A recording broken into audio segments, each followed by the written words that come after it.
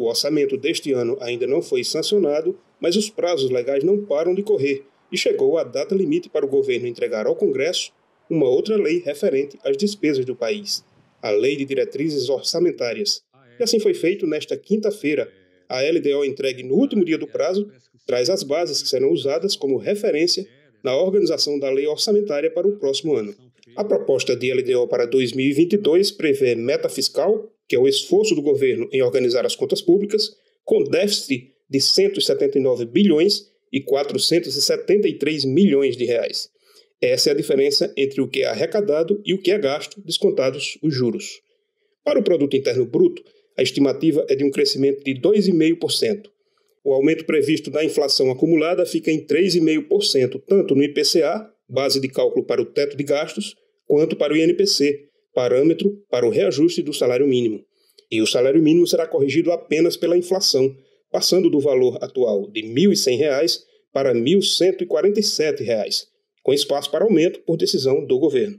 O secretário de Orçamento Federal foi questionado quanto à falta de uma atualização na correção do salário mínimo deste ano, que pela norma deveria estar R$ 2 acima do valor em vigor. Naquele momento, nós não tínhamos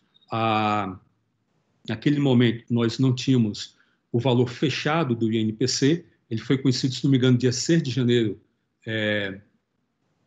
30 de dezembro de 2020. E o INPC foi fechado em 6 de janeiro desse ano, né? Então, momentos após, e houve, de fato, utilizando o dado fechado do INPC para dezembro, que até então não tínhamos, essa diferença de R$ 2.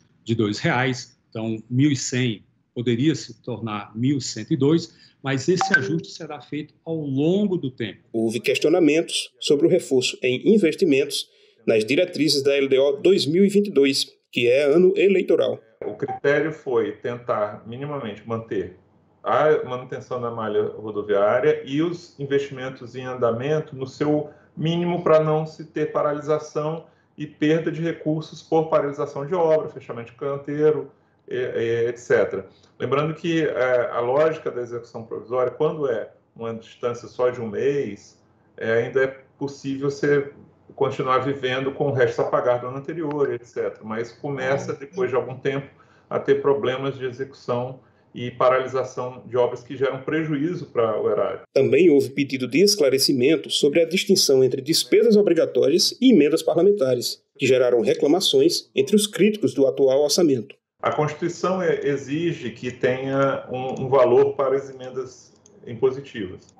Então, até a elaboração da proposta de lei orçamentária, essas despesas são obrigatórias, porque elas têm um valor fixado. Quando na execução, e aí às vezes isso tem um certo problema de entendimento, quando se vai para a execução nos relatórios de avaliação bimestral, essas despesas não são mais obrigatórias, elas entram nas discricionárias, porque tem uma regra de contingenciamento para emendas impositivas.